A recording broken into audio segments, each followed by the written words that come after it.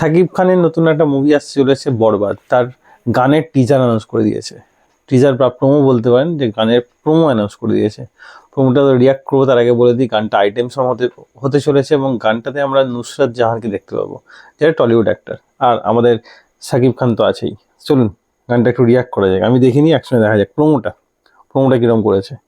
1, 2, 3 start. তার আগে বলে দিই, প্রীতম হাসানের গান। প্রীতম হাসানের গলা আমার খুব বেশি ভালো লাগে। যাই হোক, চলুন গানটা রিয়াক্ট করা যায়। 1, 2, 3 স্টার্ট।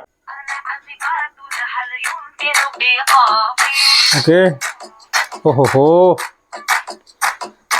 ওকে, আহা, চাঁদ মামা, ওকে,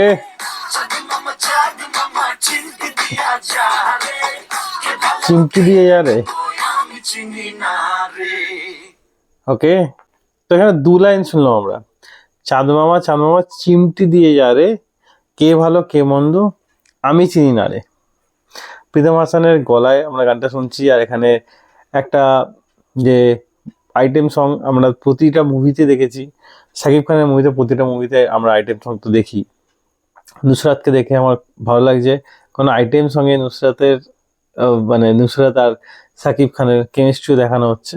আমার মনে হয় না নুসরাত পুরো মুভিতে কোথাও থাকবে বলে। যাই হোক, আমার গানটা ভালো লাগলো। আপনার কিরকম লেগেছে কমেন্টে অবশ্যই জানাবেন।